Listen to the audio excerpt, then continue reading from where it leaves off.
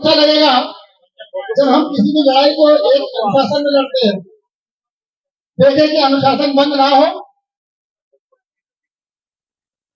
ध्यान से जो भी वक्ता गण है उनकी ध्यान से बात सुने। आसपास के लोग सेनानियों शहीदों के चरणों में नमन करते हुए आज इस मंच पर उपस्थित आदरणीय डीसी कपिल साहब,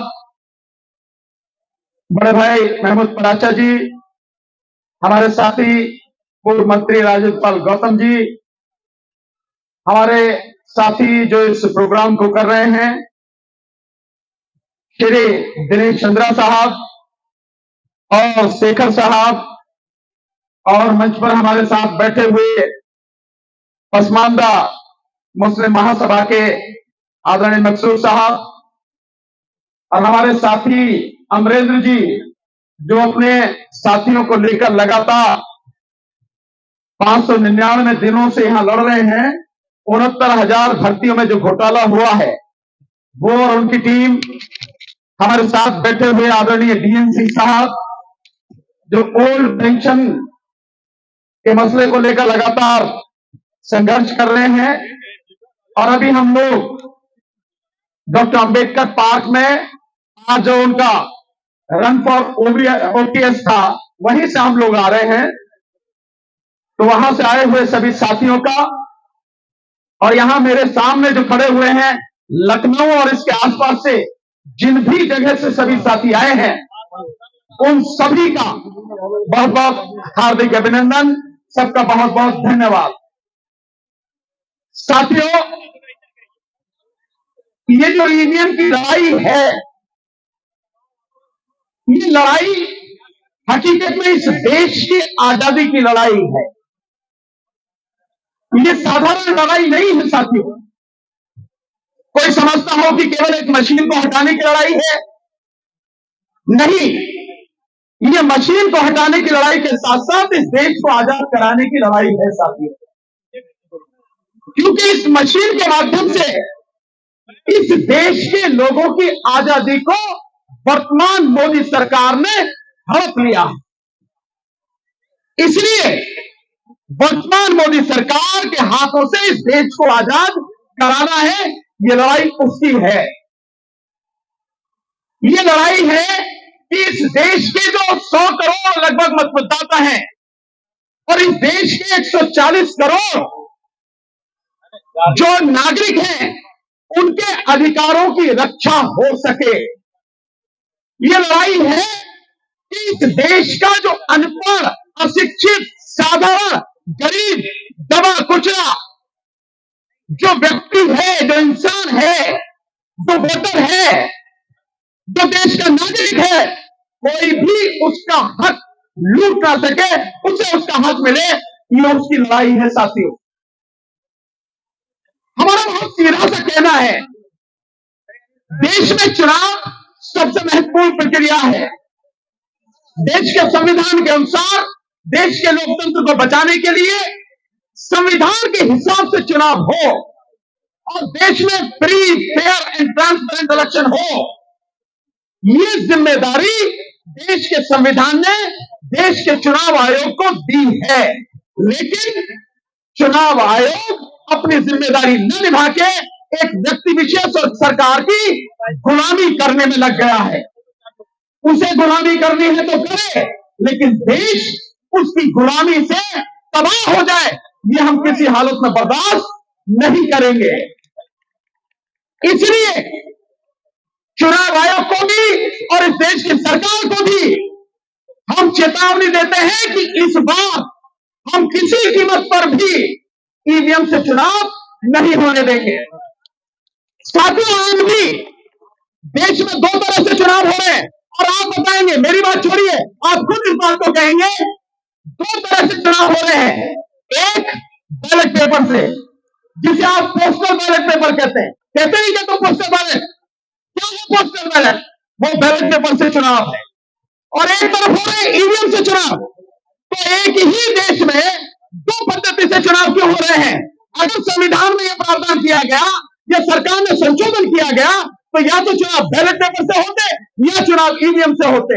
इसका मतलब यह है कि यह संवैधानिक प्रावधान नहीं है, ये कानूनी प्रावधान नहीं है, ये बेईमानी है सरकार की, और ये बेईमानी है सरकार की गुलामी करने वाले इलेक्शन कमीशन की। इसलिए ये जो भेदभाव हो रहा है, अब ये बर्दाश्त किसी कीमत पर किया नहीं जाएगा। देश के हर वोटर को, देश के हर नागरिक को ये जानने का हक है कि वो जिस प्रक्रिया से चुनाव दे रहा है, वो चुनाव की प्रक्रिया पूरी तरह से स्वतंत्र, निष्पक्ष और पारदर्शी हो। ये उसका हक है। लेकिन आपकी आंखों के सामने आप सब लोग देख रहे हैं ईवीएम के माध्यम से किस तरह से हमारी वोटों को लूटा जा रहा है। दो भाग आप समझेंगे। पहले मैं उत्तर प्रदेश का बताता हूं। आपने, हम सब ने देखा, मैं पूरे चुनाव में, चुनाव प्रचार में शामिल था माननीय अखिलेश यादव जी के साथ, और मैंने पूरे उत्तर प्रदेश में देखा कि लोगों को बिना बुलाए जहां भी उन्हें लगता था, जहां भी पता लगता था यहां मीटिंग है, लोगों का हुजूम इकट्ठा होता था। इतनी जबरदस्त तरीके से लोग साथ में थे। और यूथ, विशेषकर जो बेरोजगार यूथ है, जो लड़ रहे थे, वो इतनी बड़ी संख्या में रेलों में भर भर कर अपने गांव पहुंचे और वोट डालने के लिए पहुंचे। वोट कहां गया? कहां गया वो वोट? और जिस दिन काउंटिंग हो रही थी उस दिन आपने देखा होगा कि 403 विधानसभा सीटों में से 304 विधानसभा सीटों पर पोस्टल बैलेट की गिनती के समय समाजवादी पार्टी 304 सीटों पर आगे थी। अब जब ईवीएम से रिजल्ट आया तो पता लगी कि बिल्कुल उलट हो गया। समाजवादी पार्टी 121 सीटों पर सिमट गई, और बीजेपी, जिसका अता पता भी नहीं था, जो केवल उन 90 सीटों पर थी, वो सरकार बना लेती है 250 से ज्यादा सीटें लेकर।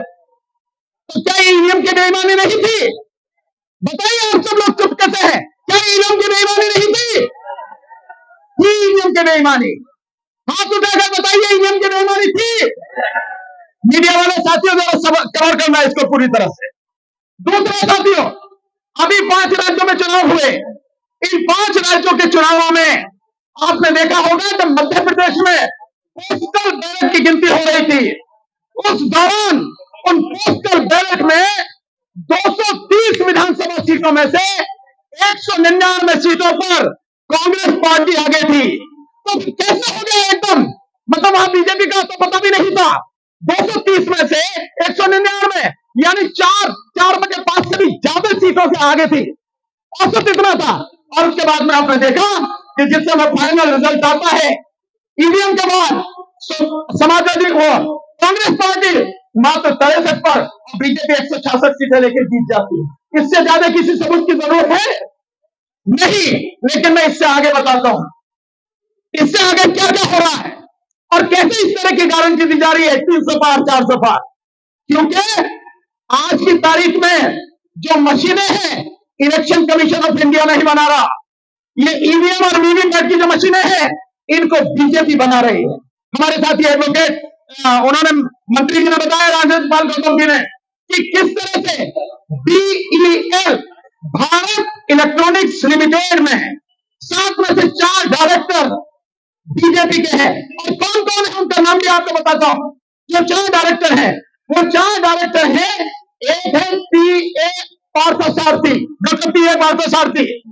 ये ओबीसी का, जो बीजेपी का ओबीसी मोर्चा है, उस ओबीसी मोर्चे के नेशनल सेक्रेटरी है, राष्ट्रीय सचिव।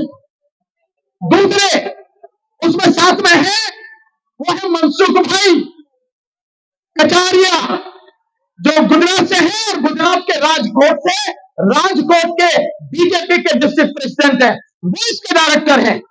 और तीसरे हैं शिवनाथ यादव, जो बनारस से है और बीजेपी के उत्तर प्रदेश के वाइस प्रेसिडेंट है। और चौथे हैं श्रीमती श्यामा सिंह, जो बिहार की बीजेपी की प्रदेश की वाइस प्रेसिडेंट रही है।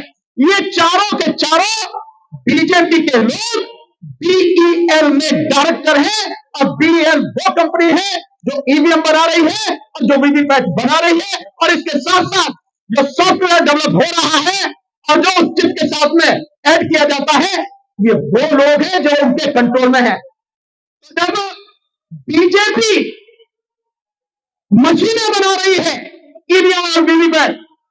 और जब बीजेपी इलेक्शन करा रही है, कैसे इलेक्शन करा रही है, जैसा आपको बताया गया कि जो इलेक्शन कमीशन कैसे कैसे बनेंगे, इलेक्शन कमिश्नर को नियुक्त करने में अगर सरकार ही उसको नियुक्त कर रही है और इलेक्शन कमीशन पूरी तरह से उनके सामने सरेंडर हो चुका है, तो इलेक्शन कमीशन ऑफ इंडिया ना होके इलेक्शन कमीशन ऑफ मोदी बन चुका है।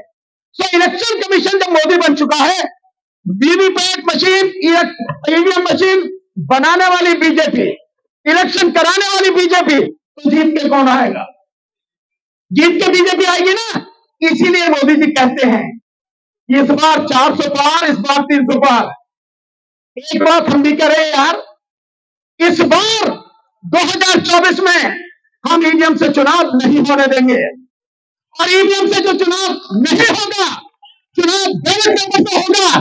और मोदी जी आप 400 की बात कर रहे हो, 1 जीरो हम कम कर दे रहे हैं, तुम दूसरी जीरो जो है ना 40, तुम 40 पार करके दिखाओ। 400 की तो बहुत दूर की बात है, किसी कीमत पर 40 पार नहीं कर पाएंगे। हमने चोरी पकड़ ली। और केवल इतना ही नहीं है साथियों, हम लोग कल दिल्ली में जो हमारा ईवीएम हटाओ संयुक्त मोर्चा, उसका जो कार्यालय है 13E सुरक्षा रोड, उस पर 3 बजे हम प्रेस कॉन्फ्रेंस करने जा रहे हैं। और उस प्रेस कॉन्फ्रेंस में एक बड़ा घोटाला, जिसमें इस देश का इलेक्शन कमीशन पूरी तरह से शामिल है, सबूतों के साथ घोटाले का उजागर करेंगे। कल हम उसको बताएंगे और इलेक्शन कमीशन को नंगा करेंगे। और इतना नहीं छोड़ेंगे, केवल इतना नहीं छोड़ेंगे, अब तक जो नहीं हुआ वो इस बार होगा। इलेक्शन कमीशन के जितने भी तीनों के तीनों इलेक्शन कमिश्नर हैं, उनके खिलाफ एफआईआर कराएंगे। और साथ में इस प्रदेश में नहीं, इस देश में जितने भी कलेक्टर हैं जो उस घोटाले में शामिल है, जो उस बेईमानी में शामिल है, उन सबके खिलाफ भी एफआईआर बाकायदा कराई जाएगी। हम भी देखेंगे कि कहां तक बच्चे भागेंगे इस बार। साथियों प्लीज मेरा आपसे निवेदन, भानु प्रताप संघर्ष करो या महमूद पराचा संघर्ष करो या राजेंद्र पाल गौतम संघर्ष करो या डीसी कपिल संघर्ष करो या राजेंद्र सिंघासा संघर्ष करो, व्यक्तिगत नारे नहीं, किसी विचारधारा के नारे नहीं, किसी धर्म जाति के नारे नहीं। यह आंदोलन 140 करोड़ देश के नागरिकों का है, जिसमें हर धर्म और समाज का विचारधारा का व्यक्ति शामिल है। नारे लगेंगे तो ईवीएम हटाओ, वो क्यों नहीं बोले पीछे वाले में रोटी वोटी नहीं खा के आए क्या? ईवीएम हटाओ, ईवीएम हटाओ, ईवीएम हटाओ। अब दूसरा बोलना संविधान बचाओ, ईवीएम हटाओ, ईवीएम हटाओ, ईवीएम हटाओ। अब बोलना लोकतंत्र बचाओ, ईवीएम हटाओ, ईवीएम हटाओ, ईवीएम हटाओ। तो ये लड़ाई साथियों हम सबकी है। जो मुद्दा है नारे उसी के संबंधित लगेंगे। बारिश हो रही है, आप और हम सब भीग रहे हैं, बावजूद उसके इतनी बड़ी संख्या में लोग यहां पर इकट्ठे हैं। यह है हमारी ताकत और यह है जीत का संकेत। अब मैं आपको 2-3 बातें बताऊंगा, उसके बाद अपनी बात खत्म करूंगा, और वो बहुत जरूरी है। ये हमारे साथी आए हैं, नौजवान साथी 599 दिन से संघर्ष कर रहे हैं। ये 69,000 भर्तियों के घोटाले में, और सरकार बेईमान है। सरकार किसी हालत में आपको हक नहीं देना चाहती। इतनी हिम्मत कहां से आ रही है सरकार में कि आपकी बात नहीं सुन रही, नौजवानों की बात नहीं सुन रही। और इतना ही नहीं साथियों, जो हमारे साथ बैठे हैं, खड़े हैं, जो अभी जिनके बीच में से हमारे हैं, वो हमारे ओल्ड पेंशन वाले साथी, वो साथी आप देखिए कि किसके पर बेईमानी है कि एक नेता एमएलए बनेगा, फिर एमपी बनेगा, मंत्री बनेगा, 4 बार 6 बार जो कुछ भी बनेगा, उसे उतनी ही पेंशन मिलती है। 4 बार हो या 6 बार, 6 ही पेंशन मिलेंगे। लेकिन ये ओपीएस वाले साथी जो हैं, ये 30 साल 35 साल सरकार की सेवा करते हैं, इनकी तमाम जिंदगी उसमें गुजर जाती है, तो क्या ये पेंशन के हकदार नहीं है? लेकिन बीजेपी की बेईमान सरकार 2004 में वाजपेयी सरकार ने ओल्ड पेंशन खत्म कर दी गई, जिसके ये हकदार हैं और ऐसा ही नहीं साथियों, जो किसान अपनी मांगों को लेकर लगातार लड़ रहे हैं, जो 3 कानून लड़के उन्होंने वापस करवाए, और जो इस समय जो संघर्ष कर रहे हैं, वो इस बात के लिए कर रहे हैं कि उन्हें एमएसपी मिले। ये मोदी सरकार और बीजेपी सरकार, और ये तब तक बनी रहेंगी, तब तक नहीं जाएंगी जब तक ईवीएम नहीं जाएगी। जिस दिन ईवीएम खत्म हो गई, ये आंधे मुंह गिरेंगे, 400 नहीं 40 भी पार नहीं कर पाएंगे। और जब ये हट जाएंगे, उसके बाद आपकी समस्याओं का धीरे धीरे समाधान शुरू होगा। तो मैं आपको बार बार कह रहा हूं, हम सबकी समस्याओं का जो सबसे बड़ा एक कारण है, जो सबसे बड़ी जड़ है, वो जड़ है ईवीएम। इसलिए ईवीएम को उखाड़ना पड़ेगा। और इस बार चाहे कुछ भी हो जाए, मैं कह रहा हूं कुछ भी हो जाए, किसी भी कीमत पर, किसी भी गांव में, किसी भी मोहल्ले में ईवीएम घुसने नहीं पाए। ये आप ठान लीजिए, अपने पैरों को, अपनी टांगों को फौलाद की बना लीजिए और अपने रीढ़ को स्टेनलेस स्टील की बना लीजिए और खड़े हो जाइए। आपको डरने की जरूरत नहीं है। हम कह रहे हैं डरने की जरूरत नहीं है। मैं नहीं खड़ा हूं, महबूब भाई ने खड़े हैं। क्या बिगाड़ लिया इन्होंने हमारा? क्या कर लिया इन्होंने हमारा?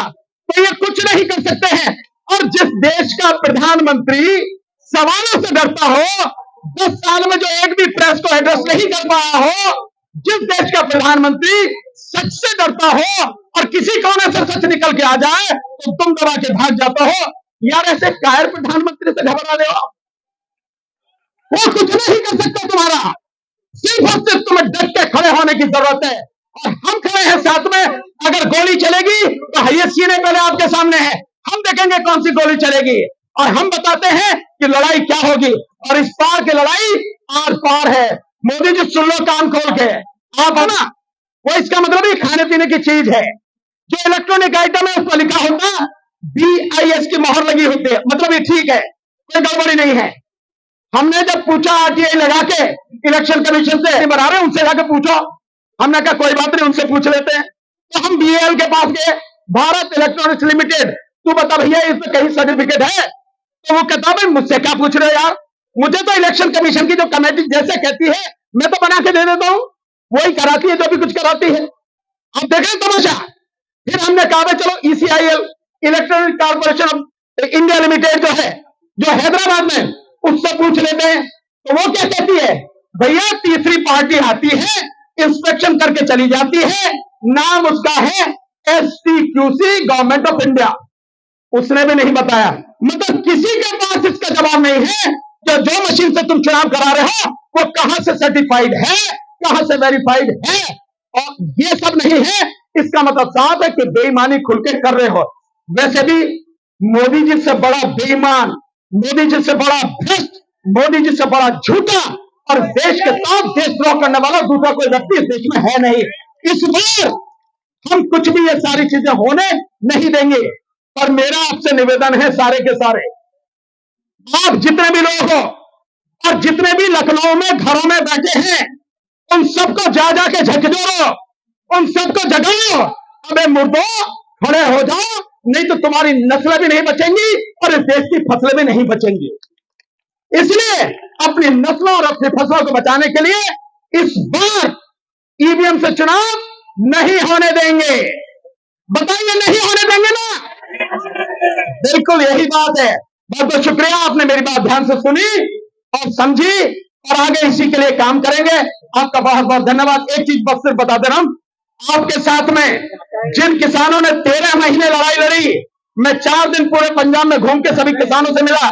संयुक्त किसान मोर्चा ने हमारे इस आंदोलन का साथ देने के लिए बाकायदा घोषणा की है, वो हमारे साथ में है।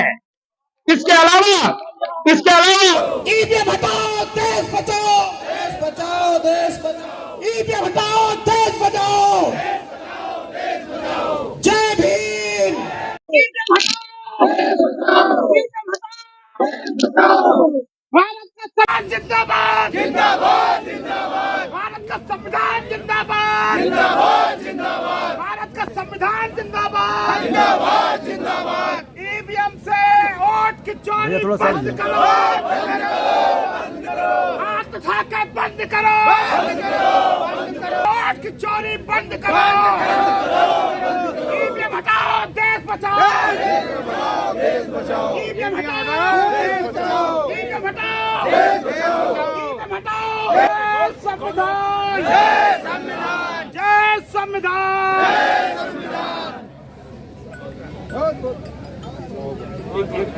जल्दी जल्दी जल्दी एक और ले,